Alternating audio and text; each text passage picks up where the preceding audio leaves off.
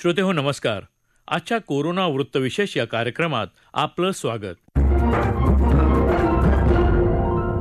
आजच्या कोरोना वृत्तविशेषमध्ये आपण ऐकणार आहात कोरोनाच्या पार्श्वभूमीवर नववर्षाचं स्वागत करण्यासाठी राज्य सरकारची नियमावली, त्याचबरोबर आपण काय खबरदारी घ्यावी आणि अभिनव पद्धतीनं नवीन वर्षाचं स्वागत कसं करता येईल याविषयी केलेलं विवेचन.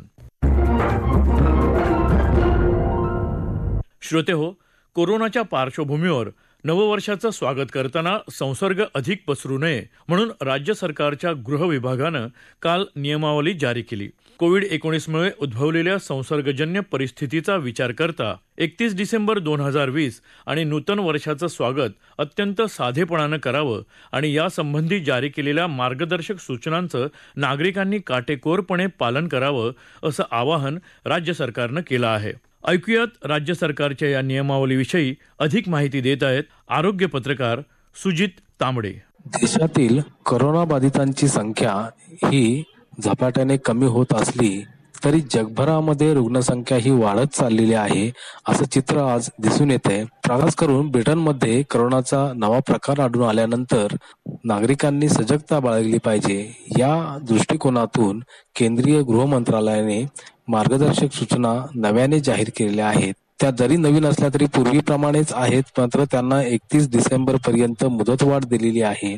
त्याचं कारण नववर्षाच्या स्वागतासाठी जी नागरिकांकडून गर्दी होण्याची शक्यता आहे आणि ती गर्दी झाल्यानंतर जो पुन्हा एकदा करोनाचा जो प्रादुर्भाव वाढण्याची शक्यता आहे, तो धोका आहे.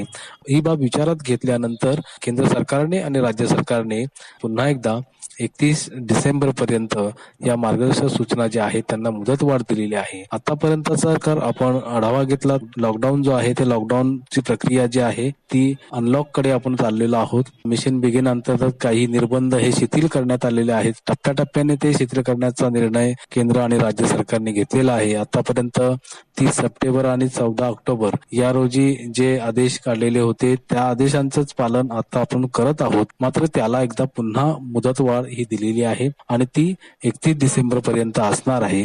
ती मुदतवाढ देण्यामागचं कारण एक साहजिकच आहे की नववर्षाच्या स्वागतामध्ये सगळेजण उत्सुक असणार आणि सगळा तो आनंद साजरा करीत असताना कुठेतरी धोक्याची सूचना पुन्हा एकदा निर्माण झालेली आहे आणि हे चित्र पुन्हा आपण अडचणीत येऊ नये यामुळं अशा प्रकारच्या या पुन्हा एकदा मार्गदर्शक सूचना या त्यांना मुदतवाढ दिलेली आहे. आतापर्यंत जर का आपण काही आढावा थोडक्यात घेतला तर केंद्र आणि राज्य सरकारमध्ये गेल्या काही दिवसांमध्ये लॉकडाऊनच्या नियमांमध्ये शिथिलता आणलेली आहे. टप्प्याटप्प्यानं राज्यातील जनजीवन हे पूर्वपदावर आणण्याचा प्रयत्न केला जात आहे आणि त्यामुळेच साहजिकच आहे करोना बाधित रुग्णांचा आकडा जो आहे तो आटोक्यात हा येऊ लागलेला आहे. काही जे निर्णय आतापर्यंत घेतलेले आहेत म्हणजे ह्या जे नवीन मार्गदर्शक सूचना ज्या आहेत त्यांचा जर आपण विचार केला त्या नवीन नसून त्या पूर्वीप्रमाणेच आहे, त्याला फक्त मुदतवाढच आहे. मात्र त्यामध्ये प्रामुख्याने ज्या गोष्टी त्याची अंमलबजावणी आपल्याला करायला लागले नागरिकांना, त्यामध्ये जे सामाजिक अंतर व्यवस्थित राखणे, हात स्वच्छ धुणे या सगळ्या ज्या गोष्टी आहेत, मास्क लावणे या गोष्टींची अंमलबजावणी तर करायचीच आहे. त्याचबरोबर चित्रपटगृह जे आहे तिथे 50% जास्त प्रेक्षकांना ही परवानगी दिली जाणार नाही. त्याचबरोबर जलतरण तलावामध्ये पण एकाच खेळाडूला परवानगी असेल. धार्मिक कार्यक्रम असतील किंवा मोकळ्या मैदानामध्ये एखादे कार्यक्रम असतील तर किंवा सामाजिक कार्यक्रम असेल तिथं 200 जणांना परवानगी दिली जाणार. ही अट मात्र कायम असणार आहेत. त्याचबरोबर बंद अशा असलेल्या मोठ्या सभागृहात कार्यक्रम असेल तर 100 जणांनाच परवानगी दिली जाईल. या अटींचं पालन हे नागरिकांना येणाऱ्या काळामध्ये देखील करावंच लागणार आहे. त्यासाठी 31 डिसेंबर पर्यंत मुदतवाढ दिलेली आहे. आतापर्यंत मिशन बिगिन अंतर्गत जे निर्बंध शिथिल केलेले आहेत त्यामध्ये राज्य शासनानं ई पास जी आहे ती पद्धत रद्द केलेली आहे. त्याचबरोबर राज्यांतर्गत प्रवासाला देखील परवानगी दिलेली आहे. हे महत्वाचे निर्णय घेतलेले आहेत. त्याचबरोबर मॉल, दुकानं हे जे आहेत यांना सुरू करण्यात आलेले आहेत. त्यासाठी खबरदारी घेऊन या सगळ्या गोष्टी सुरू झालेल्या आहेत. त्याचबरोबर प्रार्थना स्थळं जी आहेत त्यांनाही काही अटी घालून ती सुरू करण्याचा निर्णय झाला आहे. त्यामुळे या प्रक्रिया सुरूच राहणार आहेत. मात्र जे नियम आहेत ते नियम कुठेतरी नागरिकांनी पाळले पाहिजेत आणि म्हणून पुन्हा एकदा या मार्गदर्शक सूचनांना मुदतवाढ देण्याची वेळ आलेली आहे. त्यामुळं नववर्षाचं स्वागत नक्कीच करायचं आहे, कारण येणारं नववर्ष जे आहे ते आपल्याला खऱ्या अर्थानं सुख देणारं, आनंद देणारं आणि आरोग्यदायी व्हायचं असेल तर आपण 31 डिसेंबरला सर्वांनीच खबरदारी घेणं ही काळाची गरज आहे. श्रोते हो, सामान्यतः आपण आजवर मोठ्या उत्साहानं आणि धूमधडाक्यात जल्लोषात सरत्या वर्षाला निरोप आणि नवीन वर्षाचं स्वागत करत आलो आहोत. 31 डिसेंबरच्या रात्री तर पर्यटन स्थळं, रिसॉर्ट्स, हॉटेल्स, पब्स इथं तर तरुण आणि हौशी मंडळी मोठी गर्दी करतात. नवीन वर्षाचं स्वागत करण्यासाठी काही मंडळी कुटुंबासमवेत धार्मिक स्थळी देखील गर्दी करतात. नवीन वर्षाचं स्वागत करण्यासाठी काही ठिकाणी पार्ट्या, मिरवणुका, सांस्कृतिक धार्मिक कार्यक्रमाचं आयोजन केलं जातं. मात्र यंदा नेहमीच्या पारंपरिक पद्धतीनं आपण जर नववर्षाच्या स्वागतासाठी गर्दी केली तर कोरोना संसर्गाचा धोका कसा वाढू शकतो आणि याकरता आपण काय खबरदारी घ्यायला हवी याविषयी कोरोना तज्ज्ञ डॉक्टर सुजित अडसूळ यांनी मार्गदर्शन केलं आहे. मागच्या वर्षामध्ये आपण निसर्गाकडून काय शिकलो, करोनाकडून काय शिकलो, ह्या गोष्टींचं कुठंतरी माणसानं आत्मपरीक्षण केलं पाहिजे. निसर्ग आणि माणसाची ही जी शर्यत आहे ह्याच्यामध्ये निसर्गात श्रेष्ठ आहे ह्याची पदोपदी जाणीव आपल्याला निसर्गाने करून दिलेली आहे. आता सगळीकडे पाहतोय आपण न्यू इयर सेलिब्रेशनचा मूड खूप मोठा आहे. लोक काही फिरायला गेलेली आहेत, काही घरी सेलिब्रेशन करण्याचा प्लॅन करतायत. मी तमाम महाराष्ट्रातल्या जनतेला आवाहन करतो की आपण फिरायला जाऊ नका बाहेर, कारण कोरोना संपलेला नाहीये. आपला एखादा महत्त्वाचा क्षण, गाठी क्षण राहिला आणि आपण त्याला बळी पडलो तर आपल्याला परत खूप मोठं निष्ठरायला लागेल. आम्ही अजूनही एक आवर्जून सांगेन की ज्यांना लक्षणं आहेत, सर्दी, ताप, खोकला आहेत, त्यांनी आपली अँटीजेन टेस्ट करून घ्या आणि जर ती सुदैवाने पॉझिटिव्ह आली तर न घाबरता उपचार करून घ्या आणि क्वारंटाईन होऊन जा. किंवा आपल्याला टाळता येत नाही, जावंच लागणार असं वाटत असेल तर आपले जे सहप्रवासी आहेत, सोबती आहेत, त्यांच्याही आपण रॅपिड अँटीजेन टेस्ट करून घ्या आणि त्या निगेटिव्ह असेल तर तुम्ही मग एकमेकांचं बरोबर जाता येईल असं मला म्हणायचं आहे. पण त्रास होत असेल तर अजिबात बाहेर जाऊ नका, मित्रांच्या आग्रहाला बळी पडू नका किंवा एखाद्या लोभ किंवा तो मोहता क्षण टाळा.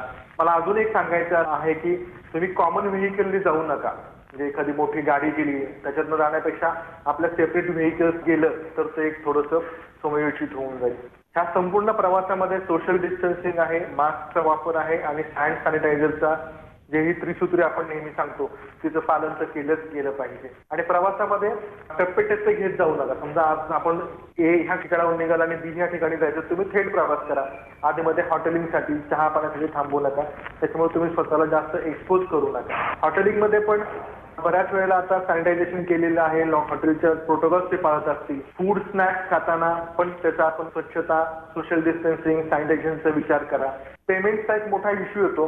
पेमेंट शक्यतो इलेक्ट्रॉनिक माध्यमातून करा, ऑनलाईन पेमेंट करा, नेट बँकिंगच्या थ्रू पेमेंट करा किंवा कार्डच्या थ्रू पेमेंट करा. कॅश हाताळण्याचं प्रमाण किंवा कॉईन्स हाताळण्याचं प्रमाण कमी करा. टॉयलेट शेअरिंग हा एक विषय असू शकेल किंवा क्लॉथ, टॉवेल, सोप वगैरे ह्या गोष्टी आहेत. ह्या शेअरिंग करताना पण शक्यतो काळजी घ्या आणि आपण आपलेच कपडे किंवा आपलेच साबण वगैरे हे वापरा. शक्यतो कॉमन शेअरिंग होणाऱ्या गोष्टी ज्या आहेत ह्या सगळं टाळलं तर खूप बरं होईल. मला अजून एक सांगायचं की अल्कोहोल ह्या गोष्टीचं कुठेही टाळल्या गेलेलंच पाहिजे. हॉटेलमध्ये मॉपिंग वेळच्या वेळेला होतंय का ह्याच्यावरती थोडंसं लक्ष दिलंच गेलं पाहिजे.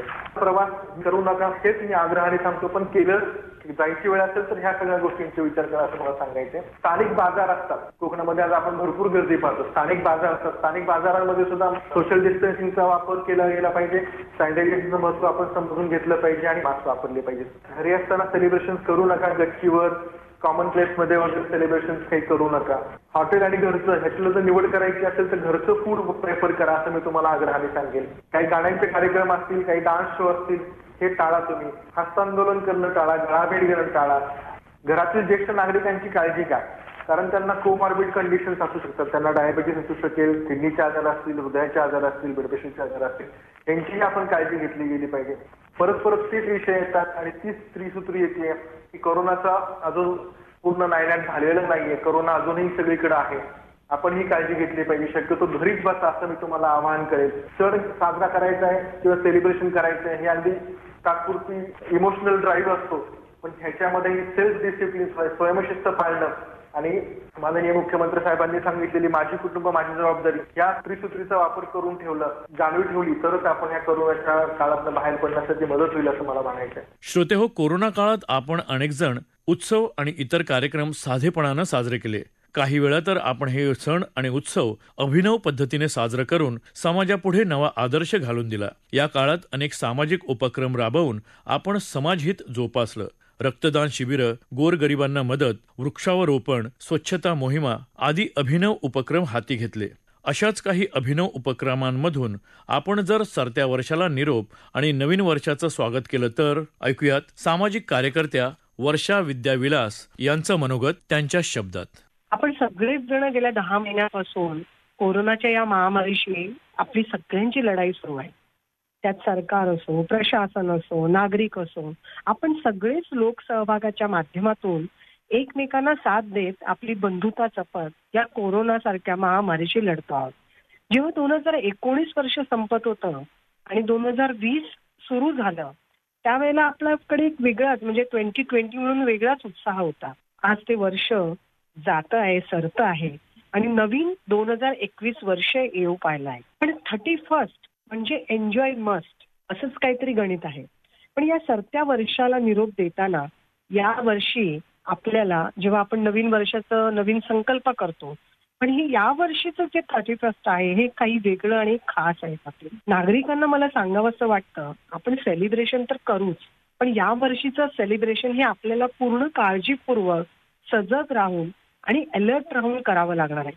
कारण कोरोना अजून गेलेला नाही आणि म्हणून कोरोनाला प्रतिबंधामध्ये एक नागरिक म्हणून जर आपलं कंट्रीब्युशन करायचं असेल तर सर्वात पहिलं हे सेलिब्रेशन कसं करायचं.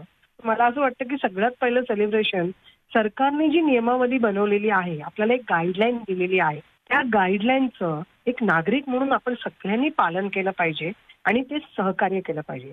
मुळात नागरिक जो आहे हा सोशल मीडियाच्या माध्यमातून आपण सर्वच जण कोरोनामुळे काय होऊ शकतं आणि काय घडतं आहे हे सर्वच जाणतो आणि त्यामुळे त्याची जागृती आपल्याकडे आहे. त्यामुळे त्याबद्दल मी बोलणार नाही, पण असं नको व्हायला की सेलिब्रेशनच्या नादात आपण क्षणाची मजा आणि आयुष्याची दुर्दशा अशी परिस्थिती आपण ओढवून नको घेऊया. आणि म्हणून एक काळजी आणि एक जबाबदार नागरिक म्हणून सुद्धा आपलं वागणं हे त्या दिशेने असलं पाहिजे. म्हणजे आज कोरोनामुळे आपली जी समज तयार झालेली आहे त्या समजीला विकसित करणं आणि भान ठेवून हे सेलिब्रेशन करणं खूप गरजेचं आहे. मागील काही वर्षात आपण बघितलं होतं की एन्जॉयमेंट सेलिब्रेशनच्या नावावरती खूप विभत्स स्वरूप सुद्धा नागरिकांचं समोर आलं होतं. मला असं वाटतं की तशा प्रकारचं वागणं हे आपल्यासाठी या वेळेला हे खूप घातक होणार आहे. त्यामुळे कोरोनामुळे आपल्याला थोडासा अटकाव लागला हे नक्कीच मला माहिती, पण त्यामुळे हे सेलिब्रेशन थांबत नाही आणि सेलिब्रेशन करू नये असंही माझं मत नाही. पण सेलिब्रेशन करताना आपण सरकारने जो रात्री 11 नंतरचा जो निर्णय घेतला की 11 नंतर तुम्ही कर्फ्यू लावला आणि किंवा 11 नंतर तुम्ही फिरू शकत नाही किंवा हॉटेल बंद असतील, या सगळ्या गोष्टीचं आपण स्वागत केलं पाहिजे. कारण आपल्यावरती जर कोरोनाची परिस्थिती दुसरी लाट आली तर ती मुंबई महाराष्ट्र ती नागरिक म्हणून आपल्याला ती परवडणारी नाही आहे हे लक्षात घेतलं पाहिजे. कारण गेल्या 10 महिन्यात आपण आर्थिक असो, शारीरिक असो, मानसिक असो सगळ्या परिस्थितीला सामोरं गेलेलो आहे. त्यामुळे त्या गोष्टीची खबरदारी घेणं आहे.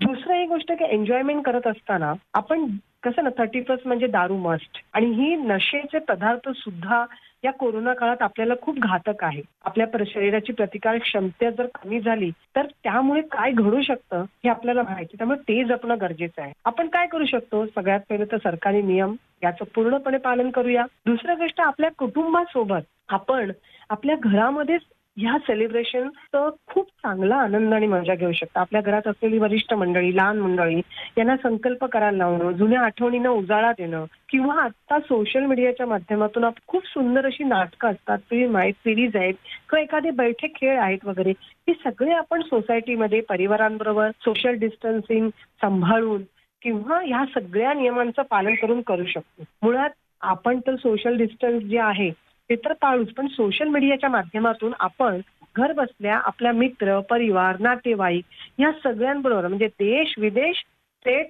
राज्य सगळीकडे आपण खूप चांगल्या पद्धतीने हे सेलिब्रेशन करू शकतो. श्रोते हो, प्रत्येक सुजाण आणि जबाबदार नागरिकांनी या सूचनांचं काटेकोरपणे पालन करून स्वतः सुरक्षित राहून आणि इतरांनाही सुरक्षित ठेवावं अशी अपेक्षा या निमित्तानं व्यक्त करूयात. सर्व श्रोत्यांना नववर्षाच्या हार्दिक शुभेच्छा. श्रोते हो, याबरोबरच आजचा कोरोना वृत्तविशेष कार्यक्रम संपला. हा कार्यक्रम आकाशवाणी मुंबईच्या प्रादेशिक वृत्त विभागानं सादर केला. सादरकर्त्या सरस्वती कुवळेकर, निर्मिती सहाय्य विवेक वानखडे, लेखन आणि समन्वय विकास यादव आणि विजया सहजराव आणि निवेदन शैलेश मोहिते.